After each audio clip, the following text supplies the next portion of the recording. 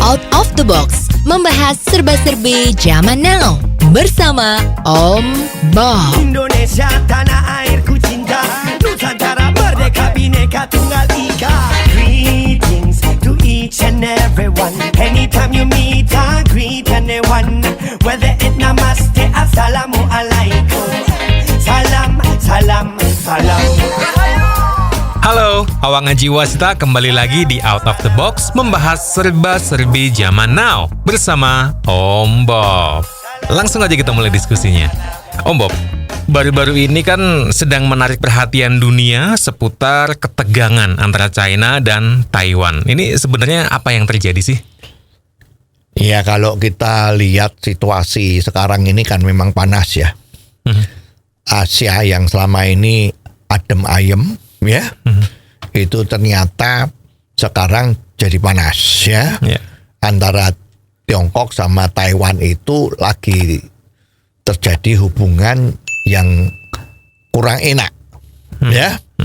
Jadi menjadi panas karena ada latihan-latihan pakai peluru tajam ya, bukan peluru kosong, itu yang dilakukan baik melalui udara maupun laut di Selat Taiwan. Dan Pulau Taiwan itu juga populer dengan nama Pulau Formosa. Itu ada dikelilingi 6 wilayah yang dikatakan wilayah latihan dengan peluru tajam. Ya, ada isinya. Jadi kalau kena ya hancur ya. Dan itu sebabnya banyak perusahaan-perusahaan penerbangan itu yang membatalkan penerbangan yang ke Taiwan. Ya. Ini memang kelihatannya udah serius sekali nih, dan ini nggak pernah terjadi, ya. Sebetulnya ini gara-garanya itu kan semacam ketua senatnya Amerika itu yang namanya Nancy Pelosi itu berkunjung ke Taiwan, ya, bicara dengan presiden Taiwan yang perempuan itu, ya, yang konon dia masih keturunan Jepang, ya, konon ya. Nah, ini sebelum dia melakukan kunjungan itu memang sudah pemerintah Tiongkok daratan itu sudah memberikan satu warning ya, bahwa dia tidak boleh berkunjung ke Taiwan. Kalau dia berkunjung ke Taiwan itu akan berakibat sanksi atau memburuknya hubungan antara Amerika dan Tiongkok. Ya. Emang kenapa Om Bob? Itu kok bisa ada konflik seperti itu? Ya, sekarang kan begini ceritanya. Itu sekarang seluruh dunia kan tahu ya, bahwa antara Tiongkok sama Taiwan itu masih ada masalah yang belum diselesaikan. Ya. Ceritanya tuh dulu pada saat Perang Dunia Kedua selesai, yaitu kedaulatan yang ada di Tiongkok itu terjadi masalah yang simpang siur, ya. Jadi dulu pada saat Perang Dunia Kedua itu, sebelum terjadi Perang Dunia Kedua itu Tiongkok itu lagi perang semacam perang saudara, ya, yaitu aliran Kuomintang yang dikomandani oleh Generalissimo Chiang Kai-shek, ya. Di lain pihak itu adalah Partai Komunis ya, atau yang dikatakan Kongzhangtang ya. Itu yang kelompoknya Mao Zedong. Ya. Nah, dua kubu tentara ini filosofinya beda. Ya, satu pakai filosofinya Sun Yat-sen, yang satu menganggap bahwa Chiang Kai-shek ini di dalam mengelola negaranya tidak betul. Ya, dia lebih mengendaki yang namanya filosofi dari Partai Komunis, ya, komunis yang Karl Marx yang dari Jerman itu. Nah, dua orang ini bertempur untuk merebut kekuasaan siapa yang sesungguhnya menjadi pemerintah yang sah dari Tiongkok. Ya, nah ini ceritanya dari situ. Nah, kedua belah pihak antara KMT sama Kongzhangtang ini akhirnya selesai. Ya. Artinya selesai itu di daratan Tiongkok itu dikuasai oleh komunis. Lah, Kuomintang yang dikomandani oleh Chiang Kai-shek ini, dia dibantu oleh Amerika sehingga melarikan diri dari Tiongkok daratan menuju ke Pulau Formosa yang kita kenal sebagai Taiwan itu. Oke. Ya, karena antara Tiongkok sama Taiwan itu dipisahkan oleh selat yang kalau nggak salah lebarnya itu 25 km. Itu tentara pembebasan dari Partai Komunis tadi itu, dia tidak bisa menyerang, membebaskan atau membasmi pasukan-pasukan dari Chiang Kai-shek, Kuomintang itu.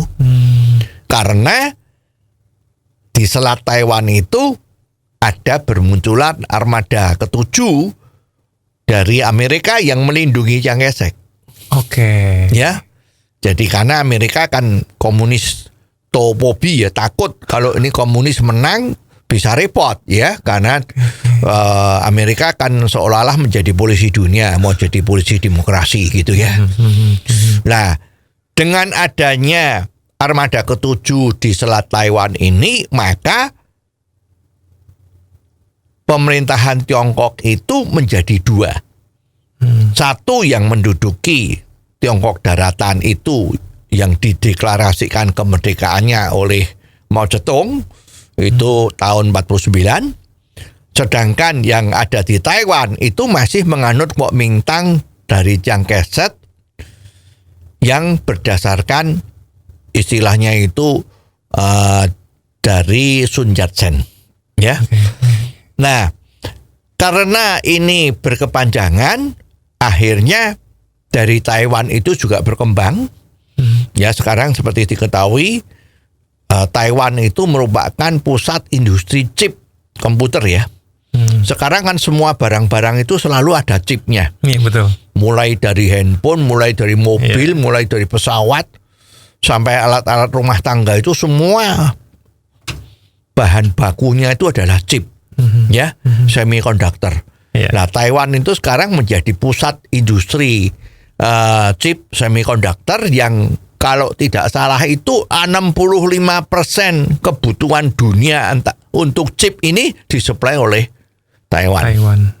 Ya, walaupun sekarang Tiongkok daratan itu juga teknologinya luar biasa. Ya, hampir semua produksi barang-barang yang terkenal itu bikinan China semua, made in China ya. Nah, di dalam diplomasinya secara dunia, maka masing-masing pihak antara Tiongkok daratan sama Taiwan itu mempunyai prinsip yang sama, yaitu yang namanya One China Policy. Oke. Artinya politik satu Tiongkok. Ya. Jadi orang yang melakukan, maksudnya negara yang melakukan hubungan diplomatik dengan Beijing, otomatis dia tidak boleh melakukan hubungan diplomatik dengan Taiwan. Nah, sebaliknya Taiwan juga begitu. Kalau sudah ada hubungan diplomatik dengan Taiwan, lo nggak boleh hubungan diplomatik dengan Beijing. Ya, seperti itu. Jadi masing-masing berpegang teguh pada prinsipnya masing-masing bahwa China itu hanya satu, Tiongkok itu hanya satu, bukan dua. Ya, itu ceritanya seperti itu. Nah, pada saat awal-awal kemerdekaan Republik Rakyat Tiongkok itu, negara-negara di dunia ini masih terbelah dua. Ya, jumlahnya hampir sama. Negara yang mengakui Mao Zedong sebagai pemerintah yang sah di China, juga separuh dari dunia itu mengakui Chiang Kai-shek yang ada di Taiwan itu sebagai pemerintah yang sah dari Tiongkok. Ya, nah ini kan rame itu, ya. Nah, tapi belakangan memang kenyataan itu bisa dirasakan oleh semua orang bahwa Partai Komunis Tiongkok itu menguasai Tiongkok daratan yang begitu gede, sedangkan Taiwan cuman kecil. Pulau Formosa saja itu, Pulau Taiwan tadi itu. Nah, Alkisah tahun 77 atau berapa itu, pemerintah Amerika yang sebelumnya itu mengakui bahwa Tiongkok itu pemerintahnya adalah Taiwan dari Kuomintang itu. Pada tahun itu yang kita tahu sangat terkenal dengan diplomasi main pingpong ya, yaitu Presiden Nixon waktu itu dari Amerika, dia berkunjung ke Tiongkok dan itu membuka hubungan dan akhirnya Tiongkok diakui Partai Komunis dari Mao Zedong itu diakui oleh Amerika sebagai satu-satunya pemerintah yang sah untuk Tiongkok. Oke. Ya, jadi dia memutuskan hubungan dengan Taiwan. Ya, jadi ceritanya ya seperti itu. Jadi memang perebutan pengakuan negara ini menjadi menang Tiongkok daratan yang di bawah Mao Zedong itu. Nah, demikian juga PBB. Dulu yang mewakili PBB itu adalah Taiwan, mewakili Tiongkok. Yang penduduknya itu paling banyak di dunia kan. Masa yang diwakili kok dari Taiwan, yang pulau kecil itu. Ya, tapi akhirnya setelah Amerika mengakui Mao Zedong sebagai pemerintah yang sah untuk Tiongkok, maka PBB kemudian menyusul bahwa yang menjadi anggota PBB itu adalah Republik Rakyat Tiongkok dari Mao Zedong itu. Nah, ini seperti ini ya. Nah, status yang seperti ini berkelanjutan terus-menerus. Ya. Indonesia juga mengakui pemerintah yang sah untuk Tiongkok itu adalah yang ada ibu kotanya di Beijing. Bukan yang di Taiwan. Ya. Tapi rupa-rupanya antara Beijing sama Taipei itu mempunyai semacam agreement yang tidak ditulis ya. Kalau bahasa Jawanya itu ngono ya ngono, ning aja ngono gitu ya. Jadi bolehlah kalau memang Taiwan itu merupakan sumber atau barang-barang kebutuhan yang diperlukan oleh negara-negara lain yang sudah mengakui pemerintah komunis itu sebagai yang sah dari Tiongkok, maka Beijing juga tutup mata kalau hubungan itu adalah hubungan dagang. Ya, maka Indonesia ada perwakilan di Taipei, di Taiwan itu kan sebagai kamar dagang atau perwakilan perdagangan pemerintah Indonesia. Ya, hanya dagang saja. Nah, sebaliknya Taiwan juga mawas diri kalau dia berkukuh bahwa saya tidak mau berhubungan dengan negara-negara lain yang sudah mengakui Partai Komunis yang kuasa sebagai pemerintah yang sah dari Tiongkok. Dia rugi sendiri. Maka dia juga ya udah nggak apa-apa. Ya, tidak diakui sebagai pemerintah yang sah enggak apa-apa, tapi dolar tetap masuk. Yang penting bisnis. Ya, dan Taiwan memang industri pertaniannya juga bagus. Ya, itu bibit-bibit sayur, bibit-bibit tumbuh-tumbuhan itu banyak yang dari Taiwan. Itu di Jawa Timur tuh relatif semua suplainya dari Taiwan untuk bibit-bibit tanaman yang hebat ya. Nah, sekarang dia juga menjadi industri yang luar biasa untuk chip kan. Ya, jadi Taiwan juga pinter. Ya, enggak apa-apa, aku tidak diakui sebagai pemerintah yang sah, tapi saya dapat duit dari bisnisnya. Ya. Nah, hubungan antara Taiwan sama Tiongkok ini belakangan juga cair karena banyak sekali investor-investor dari Taiwan yang membuka usaha di Tiongkok daratan, ya. Terutama pesisir-pesisir yang dekat pantainya Taiwan itu. Ya. Nah, itu kalau sama-sama pantai itu kan bisa saling melihat gitu ya. Oh, ternyata banyak juga perusahaan-perusahaan Taiwan yang di pantai sana. Itu. Nah, ini kan menjadi hubungan sebetulnya baik. Lalu kenapa akhirnya bersih tegang ya, Om Bob? Lah, ini yang cari gara-gara itu ya memang tadi itu orang tua cewek yang namanya Nancy Pelosi. Ya, dia seorang pejabat resmi, karena kalau dari urutan hierarkinya Amerika dia orang nomor 3. Nomor 1 presiden, wakil presiden, ini ketua senat ya. Perempuan, umurnya 82 ya, jadi sudah ya seperti nenek lah ya. Lah, ini dia memang membuat gara-gara. Kalau dia sampai mengunjungi Taiwan dan ketemu dengan presidennya, itu kan seolah-olah Amerika kan bermain mata. Istilahnya yang sekarang itu kan selingkuh. Mengakui istrinya itu sebagai pemerintah yang sah di Beijing. Dia melirik-melirik ke Taiwan. Nah, ini kan selingkuh. Ya, tapi ini yang mengakibatkan martabat dari Beijing itu terganggu. Nah, ini gimana? Kamu sudah setuju dengan Tiongkok bahwa politik satu China itu tidak bisa diganggu-gugat. Sekarang kalau orang nomor 3-nya itu pergi ke Taiwan, ketemu dengan presidennya, ini kan seolah-olah de jure-nya mengakui Beijing pemerintah yang sah dari Tiongkok. Tapi de facto-nya orang ketiga itu mampir ketemu dengan presidennya Taiwan. Ini selingkuh kan? Nah, dan di dalam memberi statementnya itu dia melakukan provokasi bahwa Taiwan itu adalah akan dilindungi oleh Amerika. Ya, akan melindungi demokrasi yang ada di Taiwan. Nah, itu kan memberi sinyal kepada Beijing, kalau kamu berani nyerang, ini Taiwan akan dibantu sama Amerika. Ya, dan gerakan-gerakan politiknya kelihatan. Berbareng dengan kunjungan Pelosi ini di Taiwan, kita lihat tuh, ya, Amerika mengadain latihan perang-perangan bersama, termasuk dengan Indonesia. Australia juga, ya. Sekarang belakangan Amerika mau mengadakan latihan perang dengan Jepang dan Korea Selatan. Itu kan ya dolopnya mereka ya, sahabatnya mereka. Lah, apa ini tujuannya? Nah, ini mesti juga main gertak sambel kan? Supaya awas Tiongkok, yuk jangan macam-macam ya sama Taiwan ya. Nah, ini sebetulnya kan semua mendapat pelajaran dari perang Rusia sama Ukraina.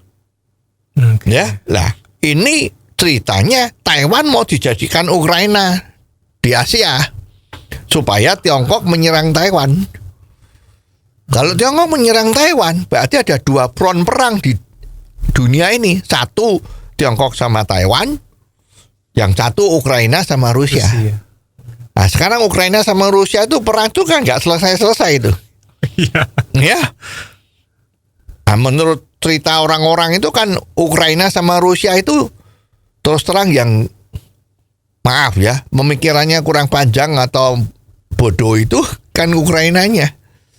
Kenapa dia mau diadu domba sama Amerika terus sama NATO dibantu senjata? Itu bukan gratis. Nanti harus dibayar. Ya. Bantu. Yang dikirim alat-alat perang, senjata, tapi tidak ngirim orangnya. Yang suruh berantem orang-orang Ukraina sama Rusia. Nah, sekarang udah kepalang basah. Ukraina itu dengan adanya perang ini, kalau dia mau kembali seperti Ukraina yang kemarin, itu diperlukan 25 tahun baru bisa pulih. Wow. Ya, nah, rupa-rupanya Tiongkok sama Taiwan itu tidak mau kejebak sama Amerika. Amerika ini kan pinter juga ngadu domba ya, supaya perang saudara lagi. Kalau perang saudara lagi, Taiwan yang tidak punya angkatan bersenjata yang kuat, ini Amerika akan memberi senjata, membantu senjata, pesawat, kapal, ya toh macam-macam. Tapi semua kan dibayar nanti, ya, karena you tahu Amerika itu kan hidupnya kan dari jual senjata. Nggak ada sekarang dia yang dijual, karena harga di sana mahal semua udahan. Ya, jadi ada tendensi memancing-mancing seperti itu.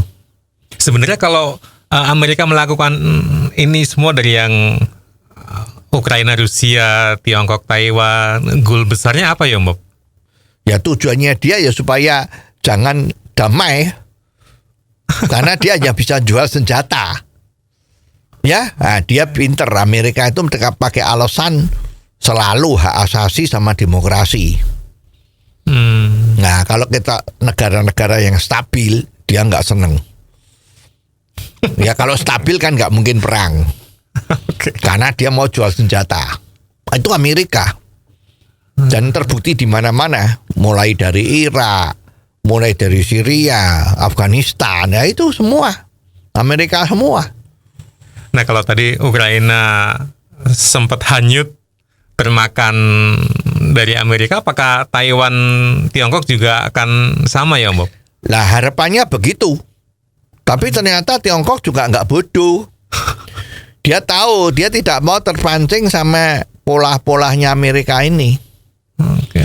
Nah, dia melakukan setelah Pelosi itu pulang ke Amerika, ternyata embargo yang dilakukan oleh Tiongkok dengan 6 wilayah di sekeliling Taiwan itu yang jadikan tempat latihan perang itu masih dilanjutkan.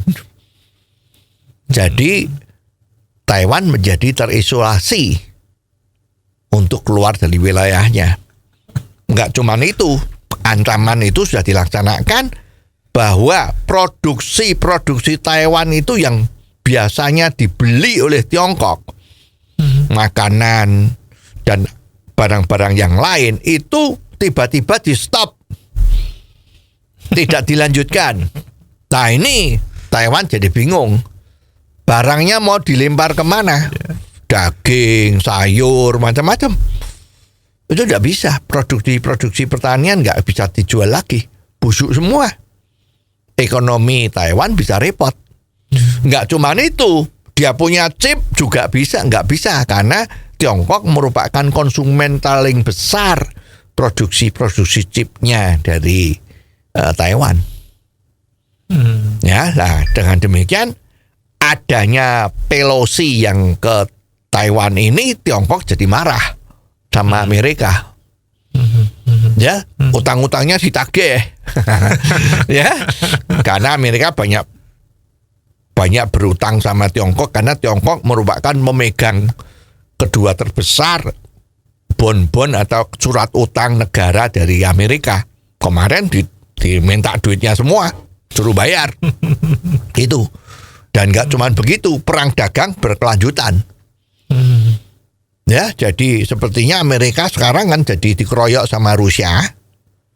Ya, juga dimusuhi sama Tiongkok. Nah, sekarang apa yang terjadi di Amerika? Harga barang-barang di Amerika naik semua. Inflasi terjadi paling besar selama 40 tahun, 50 tahun ini ada di Amerika. Itu inflasi. Dan kalau kita lihat berita-berita terakhir, itu rakyat Amerika sekarang lagi mengejar-ngejar Pelosi. Mereka mengatakan ini nenek tua Pelosi ini membuat rakyat Amerika menjadi susah. Gara-gara dia berkunjung, kena embargo macam-macam secara ekonomi. Ya, harga barang-barang di Amerika naik semua. Itu semua rakyat sudah pada nggak suka sama Pelosi ini. Ternyata kunjungan Pelosi ke Taiwan ini memang dia sengaja membuat sensasi karena dalam waktu dekat ini kan di sana ada pemilihan senat lagi supaya dia lebih populer dengan harapan dia bisa terpilih lagi. Ya ini kan politik. Nah, tapi akibatnya sekarang dirasakan.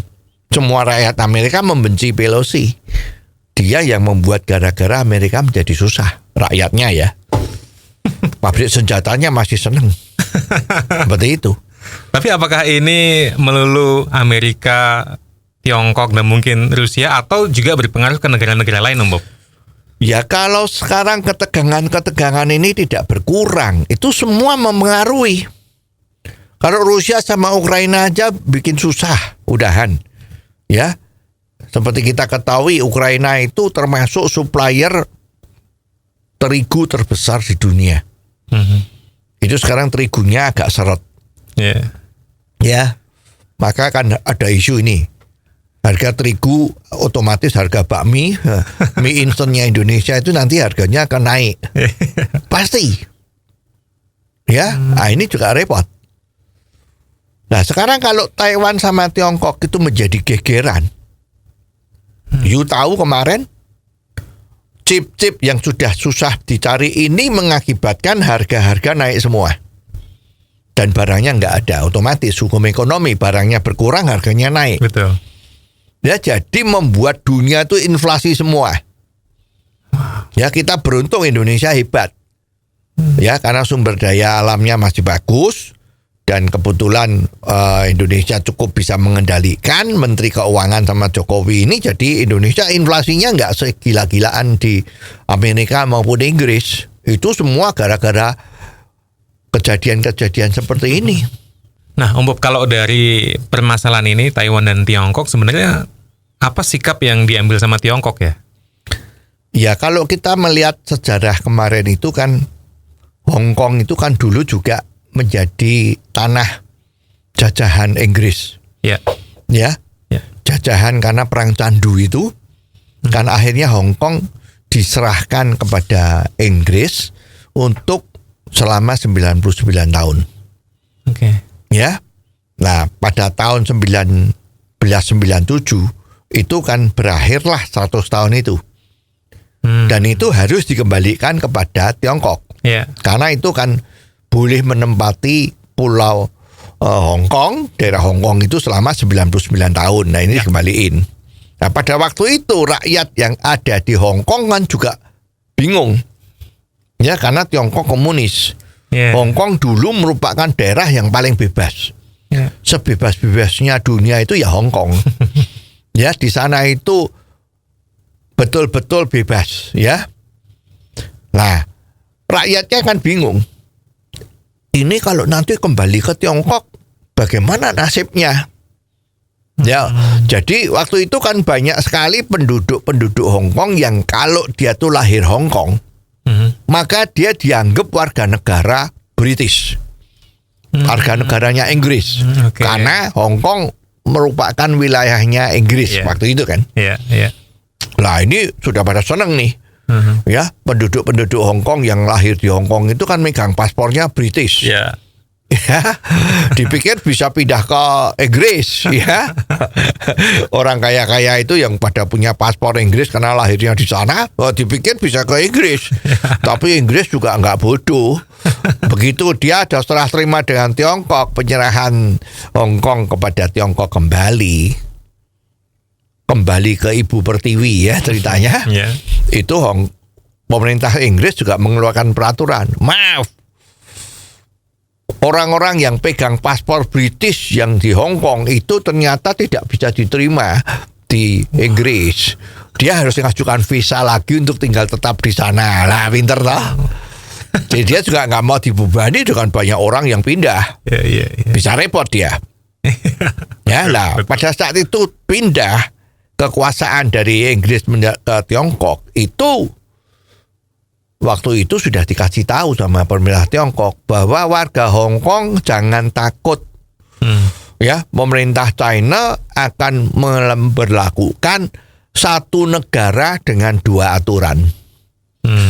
Hong Kong dianggap tanah yang kembali, wilayah yang kembali, tapi kadung di sana itu aturan-aturan atau kehidupan ekonomi maupun sosial ekonominya itu sudah bukan komunis. Iya, iya. Nah, terus dia pakai teori satu negara dua aturan. Oke. Jadi dia boleh otonom. Jadi pada saat itu ada yang namanya pemimpin CEO-nya Hong Kong, itu ada. Ya, jadi semacam perusahaan itu. Jadi dia mengelola sendiri. Polisinya juga mengelola sendiri, tentaranya juga mengelola sendiri. Ya, dan dolarnya juga Hong Kong dolar. Kalau di Tiongkok itu renminbi, ini Hong Kong dolar. Ada juga. Ya, jadi ini bebas. Dan pokoknya satu negara dengan dua aturan. Ya, nah sekarang kan sudah 25 tahun kembali nih. Iya. Nah, ternyata fine-fine saja. Ya, kemarin memang sempat ribut-ribut karena Hong Kong juga karena pengaruh demokrasi yang nggak benar dari Amerika tadi itu, dan Amerika kan paling seneng kalau bikin ribut, jangan sampai adem-adem ayam tenang-tenang, itu Amerika nggak suka. Maka membakar-bakar provokasi di Hong Kong agar supaya tercetuslah yang namanya Hong Kong yang merdeka, melepaskan diri dari Tiongkok. Nah ini filosofinya untuk melepaskan diri ini kan nggak boleh sama Tiongkok. Ini namanya makar. Mau lepas dari negara, nggak bisa, ini pemberontakan, maka ditumpas. Nah sekarang udah ada mayem. Ya, jadi sekarang aturan-aturan di Hong Kong udah seperti aturan-aturan di Tiongkok. Ya, jadi relatif karena perkembangan ekonomi Tiongkok daratan juga maju, Hong Kong maju lah. Sekarang sepertinya sudah nggak ada masalah. Dan memang Hong Kong begitu kembali di Tiongkok itu bukan ditelantarkan, justru dijadikan anak emas juga. Karena waktu itu Hong Kong masih menjadi sumber kegiatan ekonomi yang terbesar antara Tiongkok sama dunia, kan lewat Hong Kong semua. Demikian juga Makau. Makau dulu kan juga tanah jajahannya Portugis. Nah, dengan adanya satu negara dua aturan, Makau juga kembali ke Tiongkok dengan aman-aman. Dan rakyat Makau senang semua. Ya karena dia sekarang yang dulu hidupnya nggak enak, sekarang gabung sama Tiongkok menjadi enak. Tidak ada satupun orang Makau dikatakan kamu seneng nggak gabung sama Tiongkok. Tidak ada yang tidak suka, semua suka. Dan kita lihat memang kan dua aturan itu tetap jalan.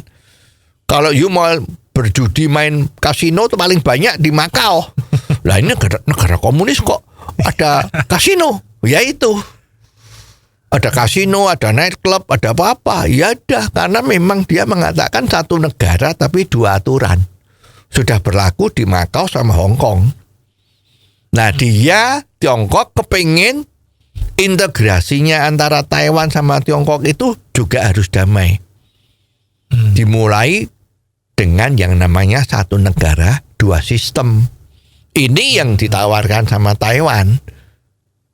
Nah, rakyat Taiwan tuh kelihatannya juga setuju. Kelihatan kalau Hong Kong kok jadi tambah baik, Makau kok jadi tambah baik.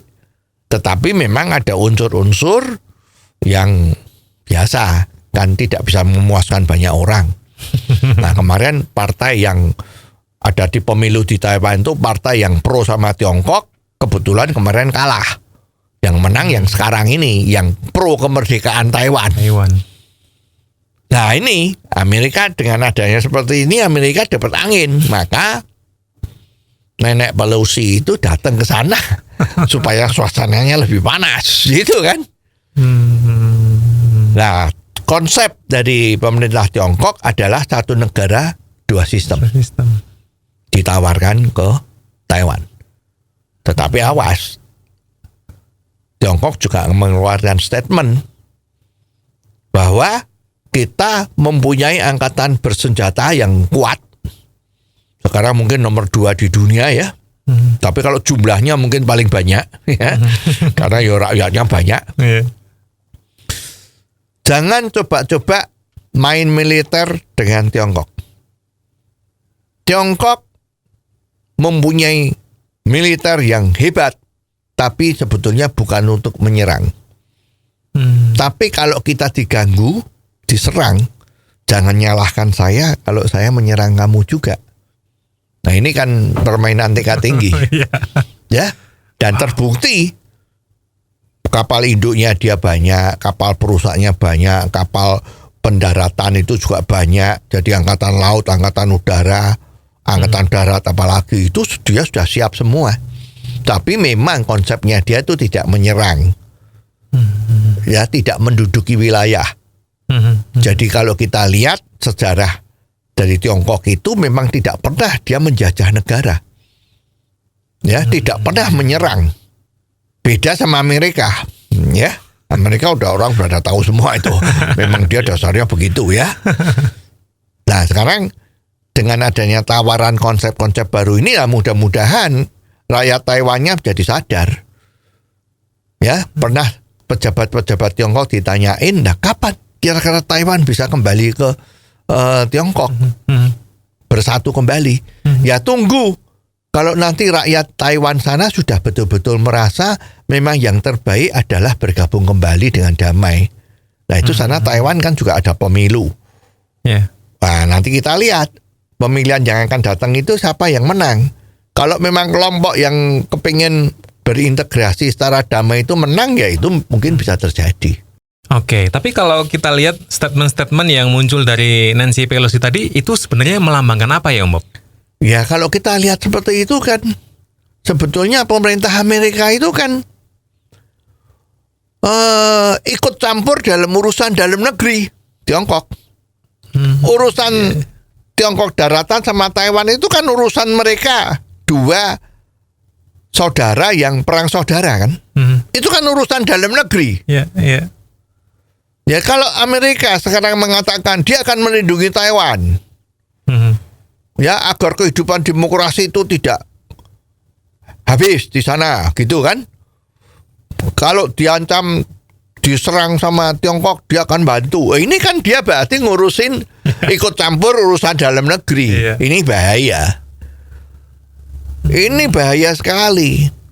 Jadi memang Amerika dengan superpower yang seperti itu, dia menghendaki menjadi polisi dunia itu dengan cara-cara yang kekerasan. Dengan ikut-ikut urusan dalam negeri. Kalau efeknya untuk Indonesia gimana, Om Bob?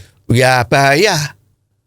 Indonesia kan juga sekarang tuh lagi agak, yang namanya Negara Kesatuan Republik Indonesia ini kan juga lagi dihembus-hembuskan ya. Kita satu, kita negara kesatuan, jangan sampai pecah. Ya sekarang kalau kita lagi ada sesuatu yang di itu daerah pojok-pojok yang sana itu ya, itu kalau terus Amerika ikut campur gimana? Itu ada pelanggaran hak asasi manusia.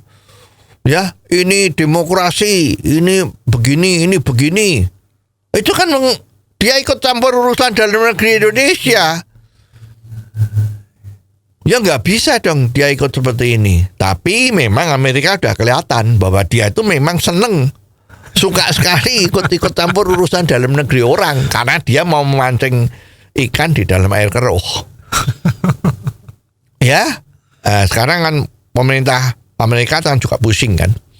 Indonesia kan betul-betul posisinya sebagai non-blok ini kan betul dia.